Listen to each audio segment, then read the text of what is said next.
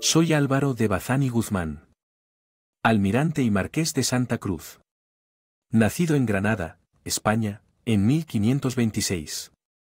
Soy el hijo primogénito del armador y general del mar Álvaro de Bazán el Viejo, y de Ana de Guzmán, hija del conde de Teba y marqués de Ardales. Nací entre las grandes casas granadinas que construyó mi abuelo Álvaro, conquistador de Fiñana y general en la conquista de Granada al servicio de los reyes católicos. Descendía de Íñigo López, sexto señor de Vizcaya, perteneciente al antiguo linaje navarro de los señores del Valle del Baztán, que había prestado señalados servicios a los reyes de Navarra y de Castilla durante la Reconquista. Mi padre, Álvaro de Bazán el Viejo, había protagonizado la transición familiar de señor de mesnada a marino de guerra, habiendo sido nombrado capitán general de las galeras de España y la costa de Granada, al quedar vacante el cargo por muerte de Juan de Velasco, hermano del condestable de Castilla, meses antes de mi nacimiento. Cuando tenía 2 años de edad el emperador Carlos V me concedió el hábito de Santiago, en atención a los servicios prestados por mi familia. Poco después fui armado caballero en Guadix en 1530. Se hizo cargo de mi educación Pedro González de Simancas, quien me instruyó en el uso de las armas y me proporcionó una instrucción muy esmerada, lo que me permitió valorar a artistas, poetas y humanistas, de los que, llegado el tiempo, me convertiría en mecenas. Desde mi infancia tuve relación con el mundo marítimo mediterráneo, viviendo en Granada, pero en continua relación con Gibraltar, base de las galeras, de cuyo castillo fui nombrado alcaide perpetuo a los 9 años, aunque bajo la supervisión paterna hasta contar con edad y juicios suficientes para regirlo efectivamente. Como consecuencia del incumplimiento de una orden imperial de dirigirse a Génova, mi padre, que había acompañado al emperador Carlos en la jornada de Túnez, fue cesado en el mando y nos desplazamos al mar Cantábrico. Nombrado mi padre capitán general del mar Océano en 1540, con competencias sobre la guarda del mar del poniente de España, me embarqué con él en su armada en 1542 y asistí 2 años después al combate naval de Muros, en el contexto de la guerra entre Carlos V y Francisco I de Francia. Tras el saqueo por parte de una armada francesa de las localidades de La G, Corcubión y Finisterre, la derrotamos apresando 23 naves enemigas y causando 3000 bajas a los franceses. En 1549 contraje matrimonio con Juana de Zúñiga y Avellaneda, hija de los condes de Miranda, quien me dio 4 hijas, Mariana, Juana, Brayanda y Ana, de las que la primera casó con el conde de A Coruña y las demás tomaron los hábitos. Mi primer cometido oficial fue el de custodiar el regreso de las naves procedentes de las Indias, en virtud de comisión real refrendada por mi nombramiento como capitán general de la Armada contra corsarios. Al mando de una flota aprestada en Laredo y compuesta por 2 galeones, 4 navíos y 2 pataches, con 1200 hombres de guerra, conseguí capturar 2 buques franceses en el Cabo San Vicente, practiqué también el corso contra ingleses, franceses y berberiscos, peinando la zona entre los cabos de Santa María y San Vicente, y las aguas de Azores y Canarias. En mayo de 1555 apresé frente a Coimbra otra nave francesa fuertemente artillada, en la que hice 70 prisioneros. Con ocasión de habituallar mi flota en Sevilla y como consecuencia de un conato de motín entre las tripulaciones, debido a un retraso en las pagas, se produjo un conflicto de competencias con el alcalde de esta ciudad, que terminó con mi arresto. Una indignada Juana de Portugal, como princesa gobernadora, determinó mi inmediata puesta en libertad, ya que se había producido por este motivo, un retraso en el envío de la escuadra que debía dirigirse a Flandes para recoger al príncipe don Felipe.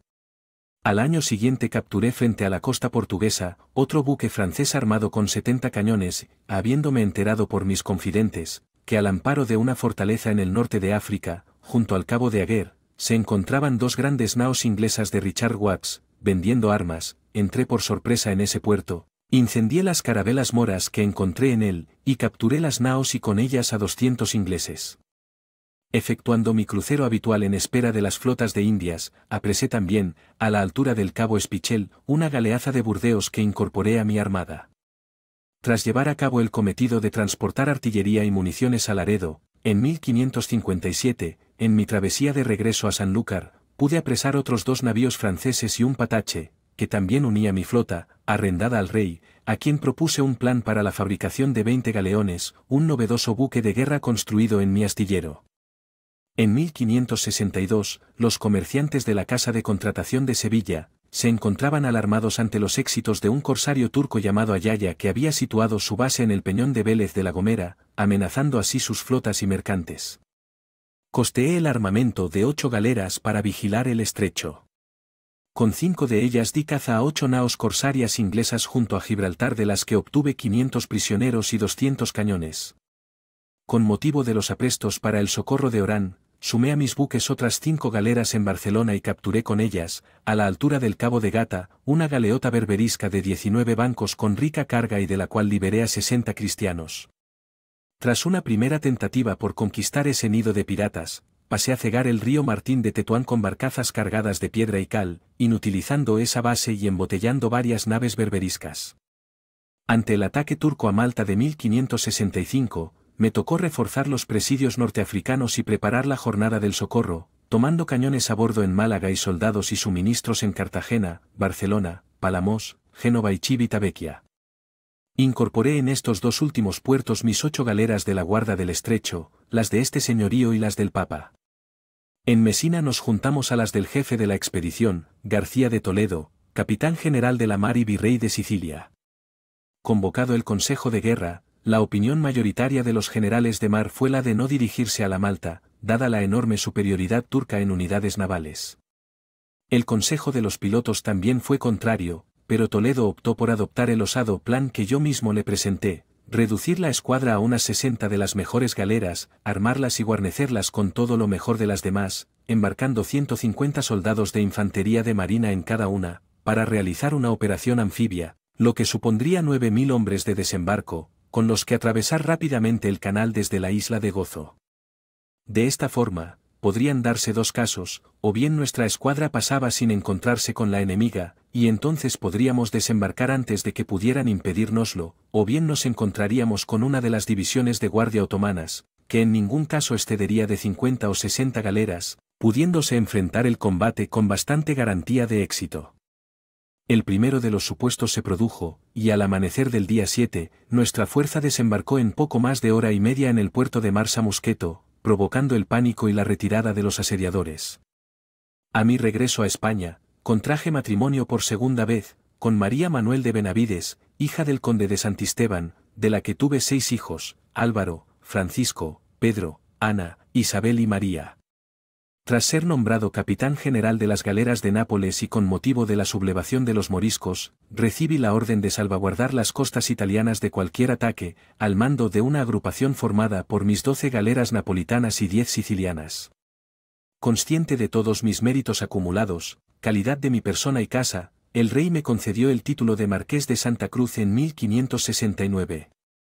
En 1570 todo parecía confluir para que se produjera un choque en el Mediterráneo, entre las potencias cristianas y el Imperio Otomano. Por un lado, el poder del sultán turco era cada vez mayor en el norte de África, lo que representaba una amenaza para el Imperio español, por cuanto hacía posible un desembarco otomano en la península ibérica, en ayuda a los moriscos hispanos. Por otra parte, la invasión de Chipre por las tropas de Selim II llevó a Venecia a decantarse por dicha acción. Así fue que, el 25 de mayo de 1571 se firmaron en Roma las capitulaciones de la Santa Liga, en la que se unieron el Imperio Español, el Papado, la Serenísima República de Venecia, el Gran Ducado de Toscana, la República de Génova y el Ducado de Saboya. Se nombraron 3 comandantes. Por el Papado, Marco Antonio Colonna, por Venecia a Sebastián Veniero y por el Imperio Español a don Juan de Austria, quien ostentó el mando militar supremo de la Santa Liga. La flota reunida por la Santa Liga estaba compuesta por 207 galeras, 6 galeazas y 76 buques ligeros. Mientras que los otomanos contaban con 222 galeras y 87 galeotas. Las fuerzas en combate alcanzaban los 86.000 hombres por parte del bando cristiano frente a 88.000 por parte de los turcos. Don Juan de Austria me otorgó la misión de hacerme cargo de la retaguardia para socorrer aquellas zonas en las que existiese más peligro. Para esta tarea me asignaron 30 galeras, más una agrupación de embarcaciones menores. Reunida la flota en Mesina, arribamos a Corfú el 16 de septiembre de 1571, el 27 de ese mismo mes fuimos informados de la presencia de la flota turca en Lepanto, y tras hacer aguada en Cefalonia, partimos en su búsqueda. Poco antes había tenido lugar un acontecimiento que puso la misión en peligro. Ali Paşa, el generalísimo turco, enterado a su vez de la presencia cristiana, partió rumbo Cefalonia, por lo que ambas flotas se encontraron el 7 de octubre, siendo la turca superior en barcos y muy equilibradas las dos en fuerzas embarcadas. De nuevo se me consultó si se debía luchar o esperar acontecimientos en un puerto resguardado, y se aceptó mi propuesta de presentar combate de inmediato, para lo que ambas escuadras adoptaron una formación similar de combate en águila, con alas, centro y reserva.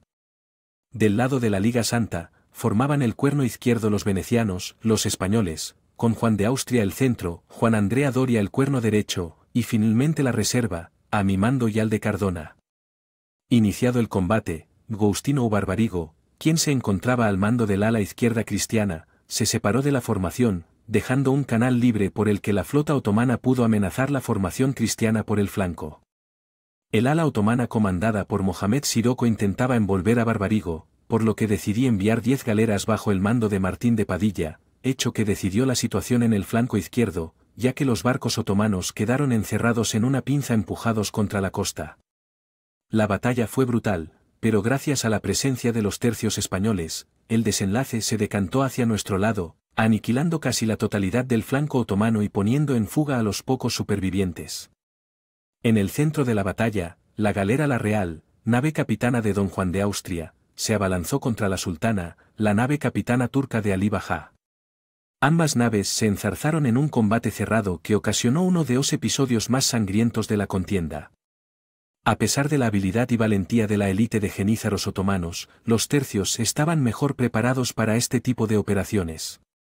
Marco Antonio Colonna apoyó a la nave de Don Juan de Austria, situándose a la retaguardia de la sultana, aislándola de socorro y refuerzo. Por mi parte envié 10 galeras y un grupo de fragatas y bergantines para apoyar la captura de la nave capitana otomana. Como resultado de este refuerzo, el centro otomano quedó totalmente destruido. Si esta batalla hubiese durado lo suficiente para que la más numerosa ala izquierda otomana acabase con el ala derecha cristiana, los otomanos todavía hubiesen podido obtener la victoria. Ya que en el flanco derecho cristiano las cosas siguieron un rumbo muy distinto. El ala izquierda turca, con mayores efectivos que la cristiana, intentó envolver a esta, pero Juan Andrea Doria no se le enfrentó, navegando en paralelo y extendiendo la línea para dar tiempo a que la batalla en el centro se resolviese, con el objetivo de permitirnos llegar a tiempo con los refuerzos. Cuando ambas flotas colisionaron, el escuadrón veneciano se rompió y dispersó. Ulu Jalí atacó a varias galeras de la Orden de Malta y posteriormente se dirigió al centro del combate. Doria fue tras él intentando darle alcance, pero no logró detener su avance. Por suerte, las batallas en el norte y en el centro ya habían finalizado a nuestro favor. Por lo que con las 10 galeras que quedaban en la retaguardia, incluida la mía, partimos a la procura de Ulu Jalí, quien al ver que nuestras galeras, incluida la Real, se dirigían hacia él ordenó la retirada. Si bien, al tener el viento en contra, 30 de sus barcos permanecían inmóviles mientras nuestra flota se dirigía a su encuentro a gran velocidad, dándoles caza, atravesándolas y rodeándolas. Tan solo 8 embarcaciones turcas, incluida la del propio Ulu Jalí, lograron escapar. Tras ellos yacían los restos de la que hasta entonces había sido la más formidable flota del Mediterráneo. Poco después, Uluj consiguió reunir al resto de embarcaciones turcas que habían conseguido huir, regresando a Constantinopla con un total de 87 naves. El resultado de tan épica batalla fue muy favorable para nosotros, habiendo perdido 13 galeras y 10.000 soldados, frente a los cerca de 40.000 otomanos muertos, 8.000 prisioneros y 12.000 cautivos cristianos liberados.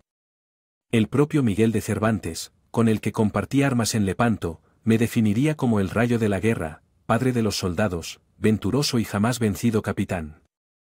Al año siguiente la Armada de la Liga volvió a reunirse en Corfú, en ella se integraron mis 36 galeras napolitanas. Encontramos a la armada enemiga protegida bajo la fortaleza de Nvarino. En una de las acciones menores, inmediatas a la indecisa batalla, una nao veneciana apareció en el horizonte y fue atacada por galeras turcas. Mi embarcación, seguida de otras, atacó y apresó la capitana de Mehammed Bey, nieto de Barbarroja. En poco más de media hora, los cristianos dimos muerte a este general y a más de 100 turcos.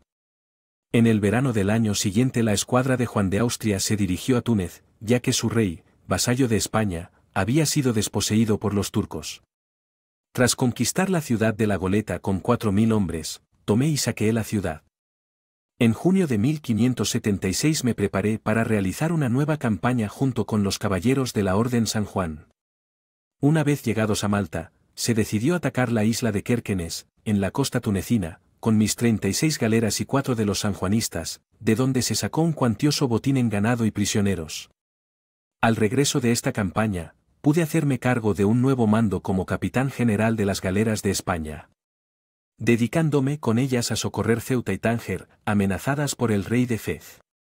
En 1578, al morir sin descendencia Sebastián I de Portugal, heredó el trono el cardenal Enrique I de Portugal, único hijo vivo de Manuel I de Portugal.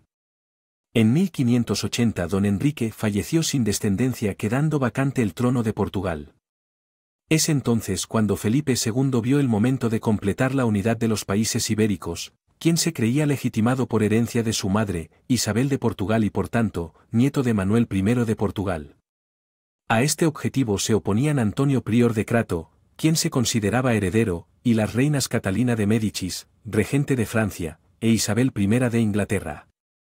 La candidatura de Felipe II al trono portugués recibió el apoyo de la burguesía y de la nobleza portuguesa, así como del alto clero, pero el pueblo llano y el bajo clero tenían unos sentimientos claramente anticastellanos. Mal armada y peor instruida, la hueste seguidora del pretendiente portugués, no supuso ningún obstáculo para los tercios españoles de Fernando Álvarez de Toledo y Pimentel, tercer duque de Alba de Tormes, quienes marcharon por tierra sobre Lisboa, mientras mi armada penetraba en el estuario del río Tajo, neutralizando así a la fuerza naval adepta al prior de Crato. En 1581 Felipe II entró triunfante en Lisboa y fue proclamado rey de Portugal en las Cortes de Tomar. Todos los territorios portugueses acataron el nombramiento de Felipe como rey de Portugal a excepción de una estratégica isla en el archipiélago de las Islas Azores, la isla Tersare. Esta isla tenía un gran valor estratégico porque podía convertirse en un nido de piratas, y porque debido al régimen de vientos del Atlántico, hacía que todos los buques españoles y portugueses que realizaban la ruta de las Indias, tuviesen que pasar por las Azores. Por su parte, Francia e Inglaterra enviaron altas sumas de dinero, tropas y navíos, para apoyar la causa de don Antonio, pero oficialmente no actuaban por cuenta de sus países, sino por cuenta propia, para evitar que España les declarase la guerra. Felipe II intentó convencer al gobernador de la isla Tersare de que aceptase su soberanía, pero este se negó, entre otros motivos, por la llegada de una pequeña escuadra francesa con 500 hombres de armas y cartas acreditadas por el pretendiente portugués, prometiendo la llegada de una poderosa escuadra y tropas, al mando del condottiero Felipe Strozzi. Frente a esta negativa, Felipe II me encargó la toma de dichas islas. Mi flota apareció ante la isla de San Miguel e inmediatamente avistamos la escuadra francesa que había acudido en socorro del pretendiente portugués. A pesar de que era más poderosa y contaba con 30 naves de gran porte, decidí atacarla sin esperar el refuerzo de la flota andaluza que aguardaba. Este primer encuentro se redujo a una escaramuza, pero al mediodía del día siguiente se entabló el combate. Fraccionada la escuadra francesa en 2 divisiones, la resistencia del galeón San Mateo, al mando de Lope de Figueroa, entretuvo a una de ellas, permitiéndome poner en fuga a la otra mientras nuestra reserva forzaba vela para socorrer al San Mateo, lo que ocasionó que el combate se centrase en torno a la nave capitana francesa. El rápido regreso de mi embarcación impidió que otras naves enemigas auxiliasen a su buque insignia, acabando por rendirse y provocando la desbandada general con pérdida de 10 grandes naves frente a ninguna española. Transcurrido un año, los portugueses pudieron obtener refuerzos, llegando a disponer de 9.000 hombres, si bien hubieron de rendirse tras nuestro desembarco y primeros combates. Una vez dominadas las islas de Fayal, San Jorge y El Pico, regresé a España seguido de toda la armada engalanada, haciendo lamer el agua a las 46 insignias apresadas. Pocos días después, Felipe II me haría ir a su corte para convertirme en grande de España y capitán general del Mar Océano y del Reino de Portugal. Pese a esta victoria, Isabel I de Inglaterra continuó con su política agresiva, con la idea de enviar una expedición al mando del corsario Francis Drake, con destino Portugal o América. Con el objetivo de anticiparnos, convencí a Felipe II para que me permitiera organizar la invasión de aquel país, para lo cual preparé un plan que, por la diversidad y complejidad que suponía, así como por la necesidad de salir a proteger con mi armada, las flotas provenientes de las Indias, hube de retrasar, para disgusto y desesperación del monarca. Dispuse una escuadra de 40 navíos, con más de 2000 hombres de mar y 3000 soldados. Estas medidas fueron incrementadas con el arresto de naves de Inglaterra, Alemania y otros países que se encontraban en puertos españoles. Al finalizar el sitio de Amberes por parte de Alejandro Farnesio, toda la fachada atlántica hasta Dinamarca, podía convertirse en hostil para Inglaterra, por lo que Isabel envió más ayuda a las fuerzas rebeldes de los Países Bajos. Ante la hostilidad inglesa, Felipe II decidió iniciar los preparativos para intervenir en Inglaterra. El 26 de enero de 1586 se me ordenó preparar una escuadra para proteger Galicia, Portugal y Vizcaya del acoso corsario. La incursión de Drake en Cádiz y otros contratiempos, retrasaron la formación de la armada. Cuando ya estaba todo bien dispuesto, una epidemia de tifus exantemático volvió a retrasar la salida de la mayor flota que habría de cruzar hasta entonces el océano. Dicha epidemia acabó con mi vida, evitando llevar a cabo tan magna empresa que con tanto esmero había diseñado. Mi cadáver fue embalsamado y enterrado en la iglesia parroquial de Santa María del Viso, Ciudad Real. En 1643 mis restos se trasladaron al convento de San Francisco y en 1988 fueron trasladados a la capilla del palacio que actualmente alberga el archivo histórico de la Armada, que lleva mi nombre. Durante mi servicio rendí 8 islas, 2 ciudades, 25 villas, y 36 castillos, rendí 8 capitanes generales, 2 maestres de campo, 60 señores y caballeros, 4.753 soldados y marinos franceses, 780 ingleses, 6.400 portugueses, 1.605 turcos, 2.138 moros, y di libertad a 1.574 cristianos.